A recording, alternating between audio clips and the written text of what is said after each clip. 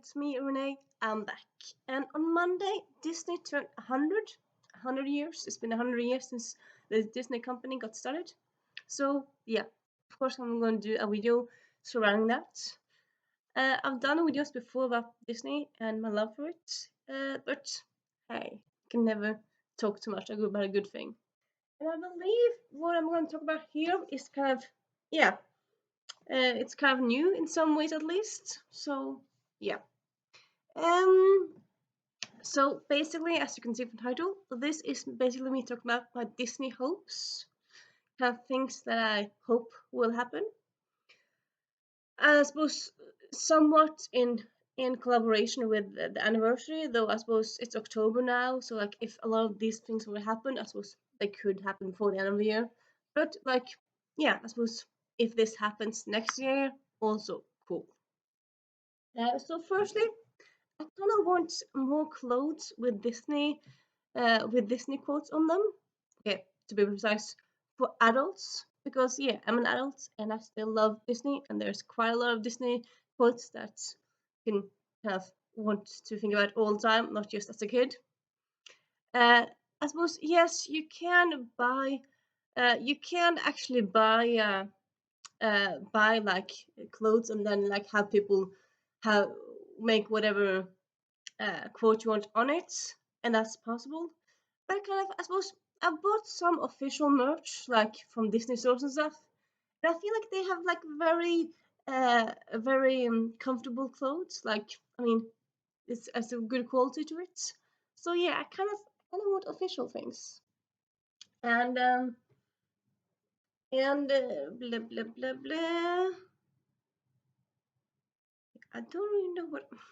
I made this note like a few months ago now, and I'll look at it like, what does this mean? I'm not quite sure. I believe I have a thought of what might mean. It could be a lot of stuff. Anyway, yeah, I want more clothes with Disney quotes, and if it's like a dress or a skirt, I want pockets because you need pockets in your clothes. You need it. You can't have pocketless stuff. That's well, I suppose if it's a top, yes, but like it's a sweater, yes. Though I suppose that could also be nice with a pocket in it.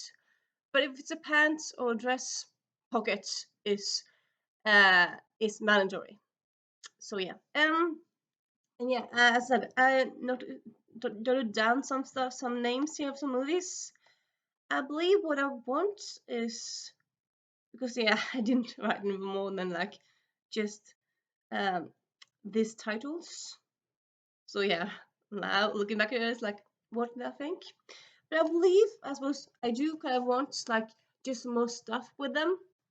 So examples, well, the titles I've written down is Atlantis, The Emperor's New Groove, Basil, and The Princess and the Frog.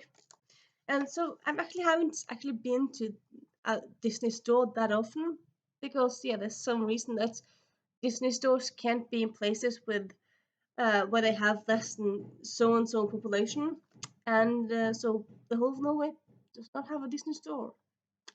We have Disney items on sale in different stores, but we don't have a single just Disney store. So that's yeah. So the closest to Norway is the one in Copenhagen. I've been to the one in Dublin like 10 years ago, and then I went to the one in New York last year, and then I went to have been to one in Copenhagen. Maybe I haven't been to it. I don't remember. But yeah, yeah, and I've been to one in London. And honestly, I kind of think actually the one in London was better than the one in New York. But yeah, but in like both of them, like they had merch for a lot of stuff, but like they had merch for like the big things. So like they had merch for Aladdin, they had merch for Lion King, they had merch for Cinderella, and then they had like merch for the newest movies. And then okay, so when I went to the one at least when I went to the one in London, I asked like, do you have merch for Emperor's New Groove? Because a friend of mine had a birthday soon afterwards, and sadly they didn't because Emperor's New Groove is beloved, but it's not like a huge movie. It's not the one that everyone thinks about quickly when I think about Disney. So yeah, they didn't have merch for that in. And like honestly, yeah, I feel like there's a lot of quotes from the Emperor's New Groove that could just be cool to like have on clothes and have on stuff in general. So I feel like that's kind of a no-brainer. So why there's no new Emperor's New Groove merch is kind of sad. So I suppose I kind of think like, okay, so it's 100th anniversary. Maybe they could like have merch for like everything and not just some things because of the anniversary. So I'm kind of cross my fingers that that will happen. And yeah, you know what? Here is actually a good place to say this. So actually, on Friday, I'm going to a concert over in Oslo where it's a Disney concert. So they'll be doing songs from the different movies. They'll be doing music from Star Wars, music from Marvel. They'll show some scenes, and yeah, very much looking forward to that. And I just got some new information that they'll be selling some merch like before and in the break because there's a break in the concert. And yeah, I have some hopes for that merch. Hopefully, there's merch for adults, not just for kids. I suppose I can't would think so because I suppose it could be for kids because you might have people buying for their kids and stuff. But the concert it starts at 8 and ends at 10:30 in the evening. So yeah, I don't really think there's gonna be a lot of kids there. Like kids at heart, yes. Is there gonna be a lot of 6, 7 year olds? I think not. Well, I suppose it might be, but like if that happens, I would say you're kind of a bad parent because that's a long time to keep a kid up. That's not a good thing to do. It's not a smart thing to do. So yeah, and then let's move on. Um, yeah, and you know what? I also kind of want because lately there's kind of I feel like there's been more and more like different books based around the movies. That you have the Queen's Council series. You have Lost Legends, which is kind of like stories focusing on the tween period of like Flynn Rider's life and like different characters, and then also the tween period of Swan's life. So there's like not Swan. Yes, Swan. Sorry. One of the characters from Frozen. I'm blanking out at the moment because the villain is Hans. But what is the other guy called again? Christoph, yeah. Christoph. It's a book with Christoph in it when he's about his life when he's 10, 11. So I feel like also, yeah, having books like based around the Basil movie could be quite fun. Like having more twist around that. You can have spin-offs around the Emperor's New Groove. I mean, as far as I can tell, that hasn't had a spin-off as of yet, which is kind of ripe for lots of stories there, I would say. You could have a spin-off of Atlantis, well, a spin-off book, like lots of books based around Atlantis. You can have like a Kida story. You could have a Milo story. Lots of things you could do. So yeah, I'm a book lover, Disney lover. I just kind of want more of the same, those two together. And yeah, also in the books department, I kind of want some books based around Anastasia because yeah, I mean it's that movie that people in their youths in the childhood was like thinking like, oh yeah, that Disney movie, but no, it's a Fox movie.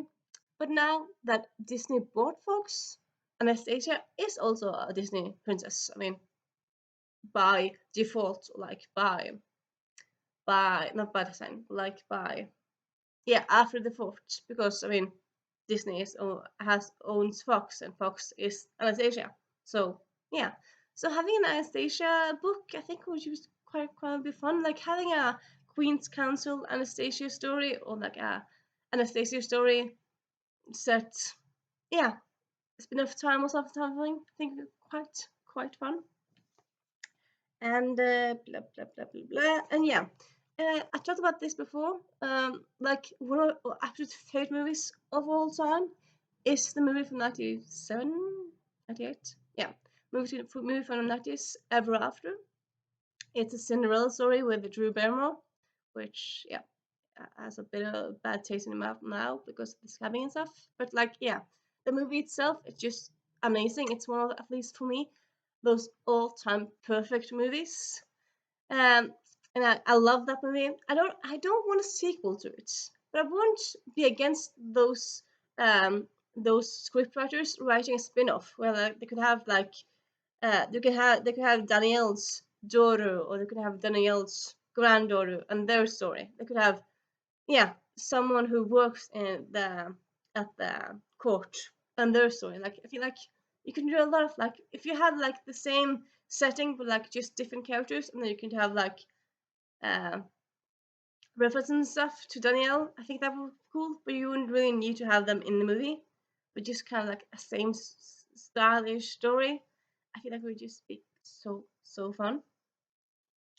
Or you could do it like in a book form, like have more stories with Danielle and the prince in book form. That could also be kind of fun because then you won't really need to like have all the expenses of a movie. You could just write a book, which I suppose yeah you need expenses for that as well, but it's not the same thing as a movie production.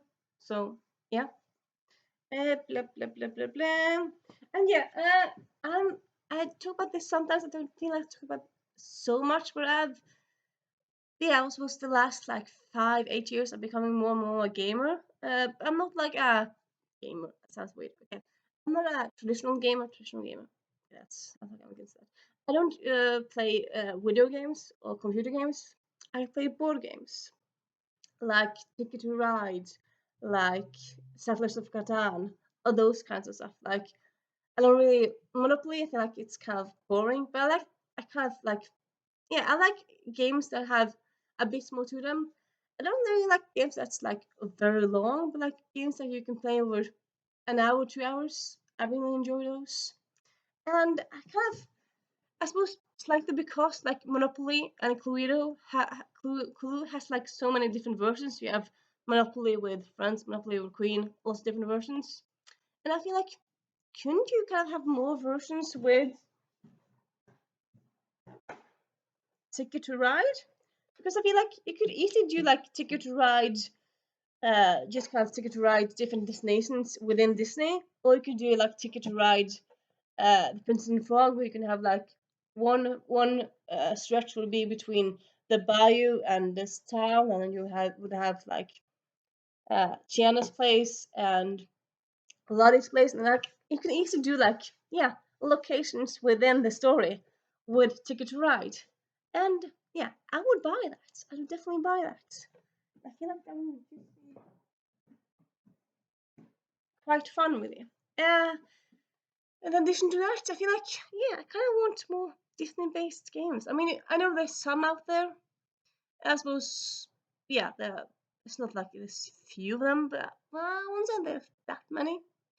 But yeah, but I feel kind of yeah. Again, I'm a Disney lover, but also I'm an adult, so I feel like often people think like Disney equals kids, but like you can be an adult and like Disney. So like having I don't know some complex game like Ticket to Ride, Settlers of Town, and make it Disney based. I think that would kind of be fun. And yeah, not that I suppose I keep saying like I need a Disney adult thing.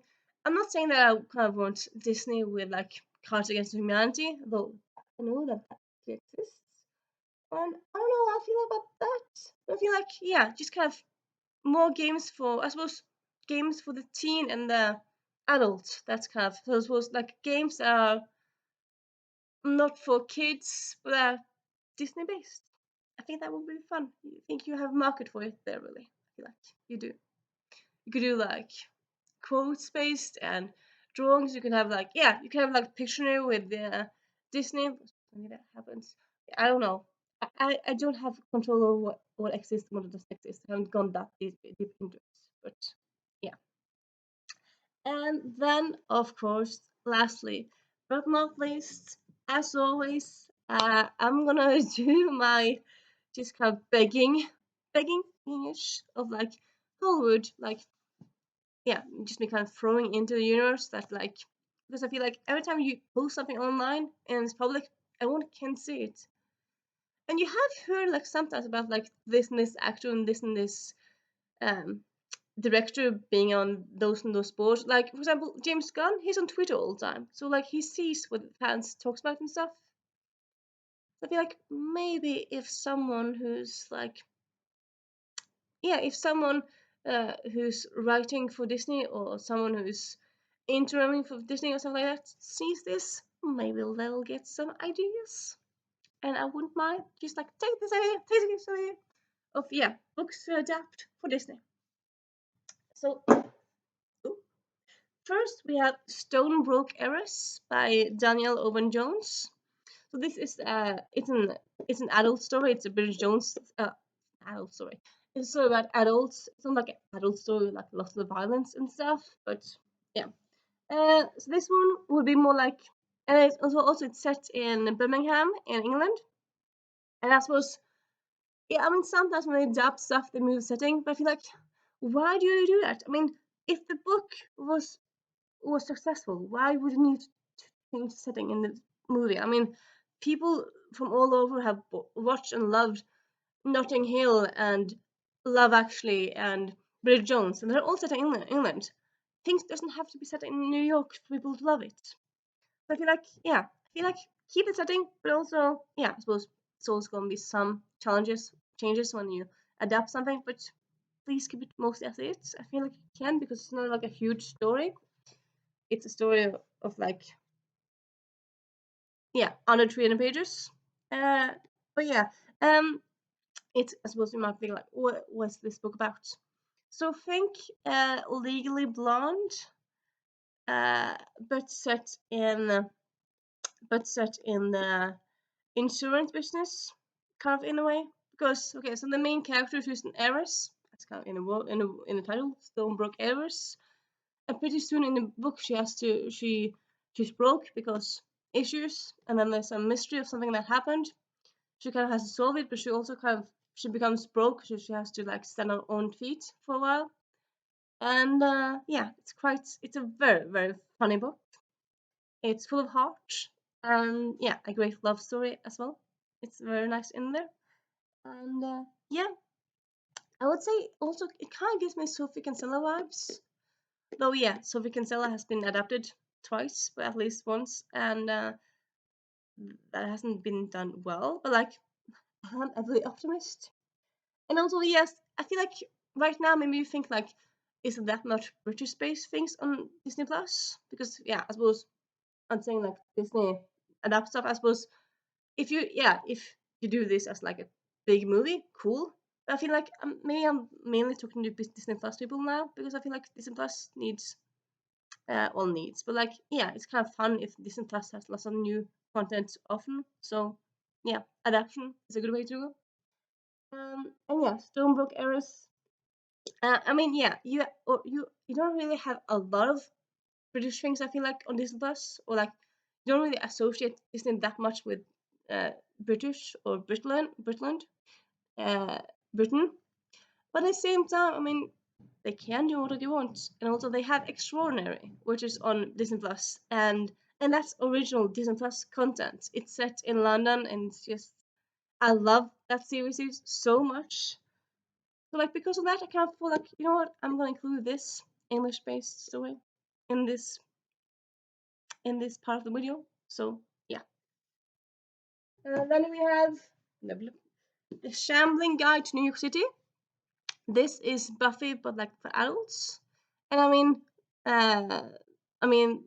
Disney Plus has like Once Upon a Time and different TV series around that kind of stuff. I feel like this could easily be like a fun Disney TV series they could have. Like don't do a movie, but like do some TV series, like a TV series with 10 episodes each, like season. I think quite lovely. So yeah.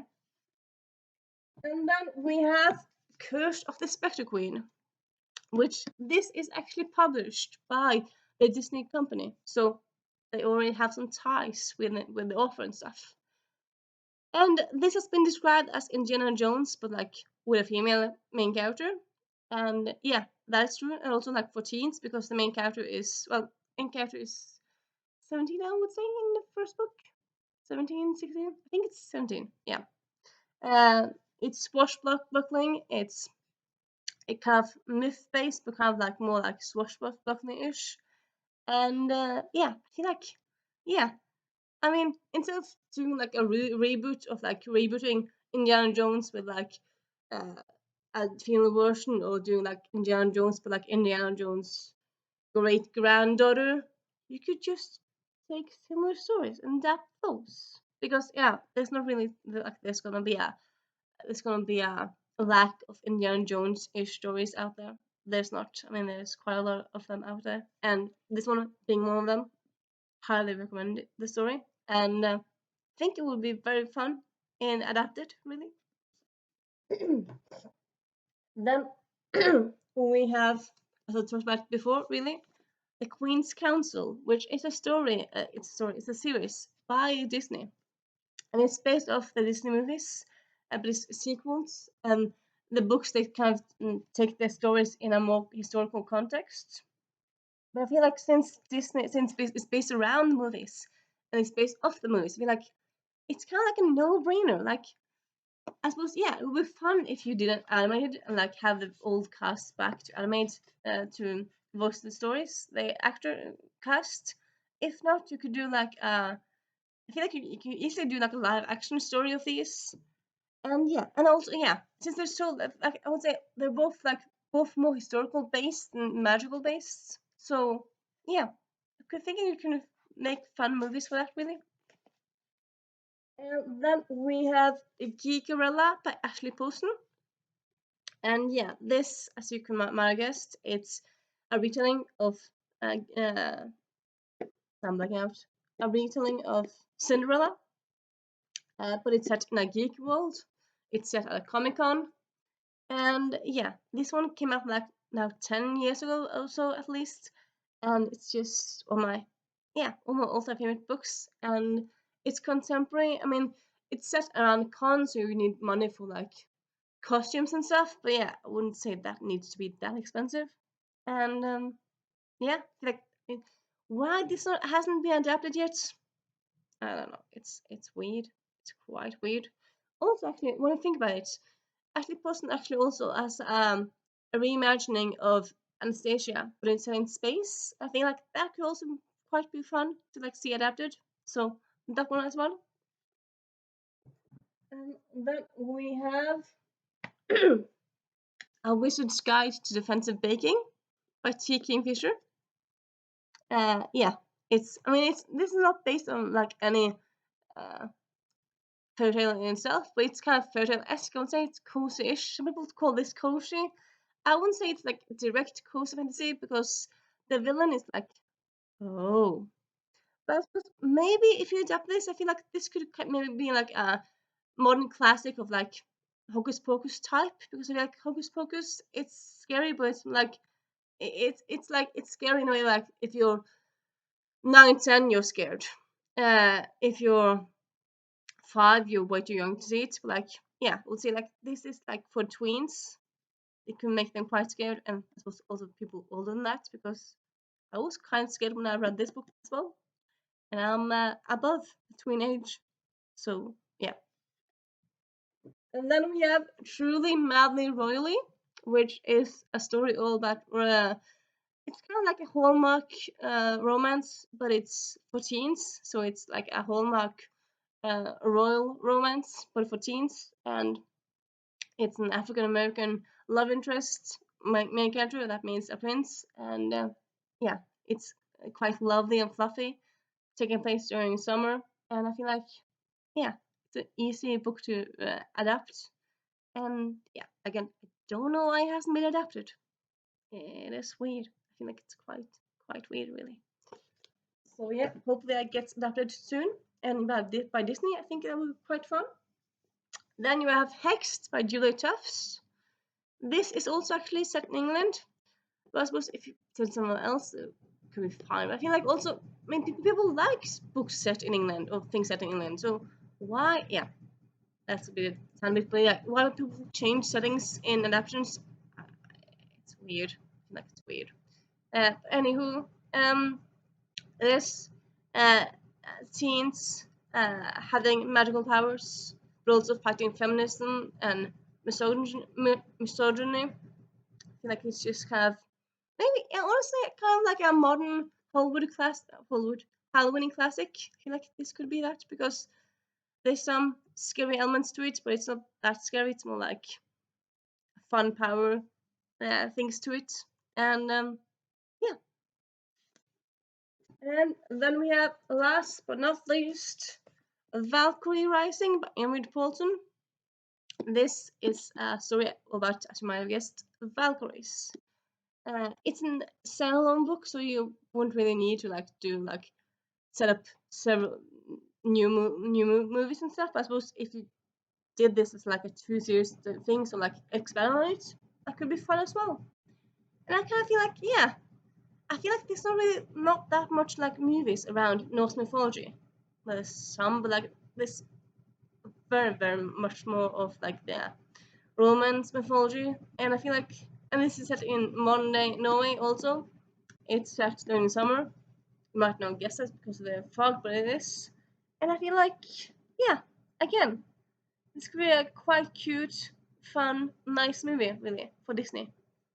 And yeah, honestly, if they did this as a like big screen adaptation, like cinema thing, and not as a Disney Plus thing, that could also be fun.